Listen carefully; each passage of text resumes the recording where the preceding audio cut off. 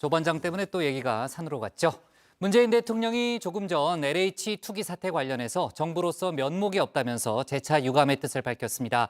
다만 이사 공급 대책은 어떤 경우에도 차질이 없어야 한다는 점을 다시 한번 강조했죠. 그리고 지난주 대검이 한명숙 전 총리 사건을 둘러싼 모해 위증 의혹에 대해서 무혐의 처분하기로 결론을 내렸죠.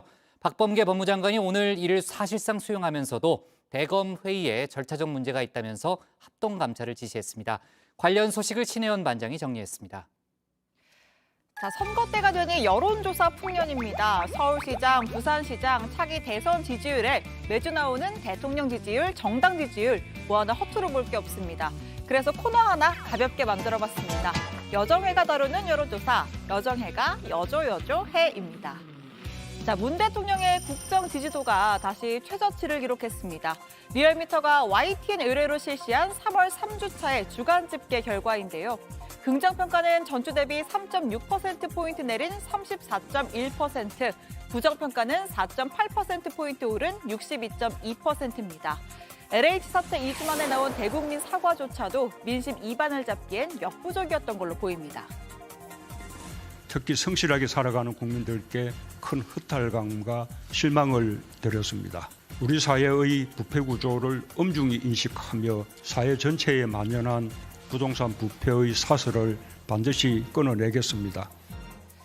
이탈세는 산토끼보다는 집토끼, 즉 중도층보다는 진보층에서 더 컸습니다. 근 한 달간 진보층에서의 지지도는 총 11.1%포인트 하락한 반면 중도층에서는 8.7%포인트 내렸습니다. 자, 문 대통령은 오늘 수석 보좌관 회의에서도 재차 LH 사태 언급했습니다. 매우 면목 없는 일이라면서 회피할 수도 돌아갈 수도 없다. 반드시 넘어야 할 산이라는 각오로 대처하겠다라고 강조했습니다. 정부로서는 매우 면목 없는 일이 되었지만 아프더라도 더 나은 사회, 더 공정하고 투명한 사회로 가기 위해 어차피 건너야 할 강이고 반드시 넘어야 할 산이라는 각오로 대처하겠습니다. 한편으로 서민들을 위한 이사 공급 대책은 어떠한 경우에도 차질이 없어야 한다는 것을 거듭 강조합니다. 민주당의 정당 지지율은 문 대통령의 지지율과 궤를 같이 하고 있습니다. 역시 정권 출범 이후 최저치입니다. 국민의힘은 35.5%, 민주당은 28.1%로 7.4%포인트, 오차범위 바깥에서 국민의힘이 앞섰습니다. 이념별로 보면 중도층은 국민의힘에 힘을 실었고요. 민주당에선 진보층이 가장 많이 빠져나갔습니다. 자, 전통 지지층의 이탈세, 집토끼마저 등을 돌릴 정도의 위기냐? 혹은 지금은 화가 나서 잠깐 나갔지만 곧 있으면 돌아올 일시적인 현상이냐? 이렇게 두 갈래로 해석이 가능합니다.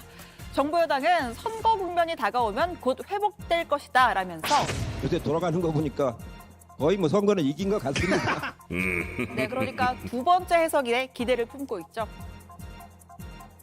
이해찬 전 대표께서는 원래 오랜 이 정치 경험, 경륜 그리고 감각을 가지고 있죠. 그런데 동물적인 감각 같은 게 있으세요? 예, 감각이 있어요. 선거판에서? 예, 근데 이 문제는 이제 이해찬 대표님의 좀 그 문제 단점이라고 그러면은 뭐라고 그럴까요? 너무 솔직하다는 거예요.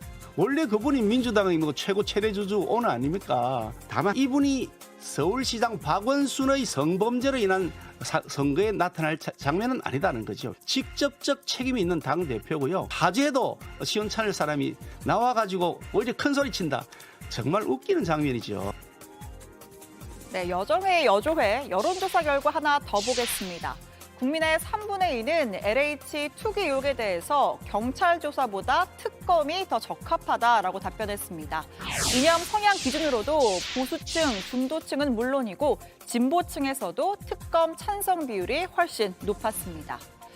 여야는 지난주 LH 특검 도입에 합의했지만 협상은 지지부진한 상황입니다. 뭘 묻고 뭘 더 불러갈지 기싸움이 아주 한창인데요. 민주당은 현 정권의 전 정권까지, 국민의힘은 LH 국토부에 청와대까지 하자는 입장입니다. 앞으로 특검이 출범하면 정해진 범위 안에서 집중적인 수사를 벌일 것입니다. 이렇게 2중, 3중의 조사와 수사를 통해 부동산 범죄는 이번에 완전히 뿌리를 뽑을 것입니다. 문재인 정권과 민주당이 과연 투기 세력을 발본색원할 의지가 있는지 의심스럽습니다. 청와대가 조사 대상에서 빠져야 할 이유도 없거니와 조사 시기를 현재 집중해도 모자랄 판에 엿가락 늘리듯 늘려야 할 현실적인 이유가 없습니다. 양당은 오늘까지 각자 협상한 초안을 정리해서 내일부터 본격적인 3+3 협의체 협상에 돌입할 예정입니다. 이 줄다리기도 좋지만 국민들이 특검을 요구하는 이유 중에 하나가 신속한 수사라는 점을 간과해서는 안 될 겁니다. 저는 여러분과 이제 안녕을 고하고 교도소로 들어갑니다. 국민 여러분, 한명숙의 진실이 뭔지 알고 있으시죠? 진실이 승리하는 역사를 우리가 만들 때 그 진실은 언제든지 밝혀지는 것입니다. 자, 6년 전입니다. 한명숙 전 총리가 교도소에 수감되던 날 박범계 당시 민주당 초선 의원은 착잡한 표정에 입을 앙다문 채 한 전 총리의 바로 뒷편을 지켰습니다. 그리고 6년이 지나 법무부 장관이 됐죠. 무혐의 처분이 내려진 한 전 총리 모해 위증 교사 의혹 사건에 대해서 수사지휘권 발동했습니다. 진짜 검찰이 위증 강요한 적 없는지 대검찰청 부장회의를 열어서 다시 한번 심의하라고 지시한 겁니다. 여러분, 한명숙 잊지 말아 주시기 바랍니다. 감사합니다. 한명숙은 무죄다. 지난주 금요일 대검 부장과 고검장들이 한자리에 모였습니다. 아침 10시부터 자정에 가까울 무렵까지 마라톤 회의 열었는데요. 6,000페이지에 달하는 사건 기록을 일일이 검토하고 사건 감찰을 담당한 이문정 부장검사의 조사 내용까지 경청했습니다. 결론은 무혐의 처분을 유지한다였습니다. 애초에 모해 위증을 주장하는 쪽의 증거가 불충분하다고 본 의견이 훨씬 많았다고 합니다. 주남관 검찰총장 권한대행은 법무부에 이 사건 무혐의 처분을 유지한다는 결론을 공식 보고했습니다. 무리한 수사지휘였다는 일각의 비판에 대해서는 어떻게 생각하시나요? 최종 판단 전에 어차피 한 번은 거쳐야 될 절차였습니다. 만약에 그러한 지휘를 하지 않았더라면 한번 좀 생각해 보시기 바라고요. 자, 그리고 오늘 오후에 법무부의 공식 입장이 나왔습니다. 박범계 장관은 대검 회의에서 자신이 수사권을 발동한 취지가 제대로 반영됐는지가 의문이라며 유감의 뜻을 밝혔습니다. 박 장관이 문제를 제기한 대목은 당일 대검 회의에 과거 재소자를 조사한 어미춘 부장검사가 출석한 일, 그리고 논의 결과가 특정 언론에 유출된 일 등입니다. 이번 회의는 전직 총리의 유무죄가 아니라 재소자의 위증 여부를 심의하는 것입니다.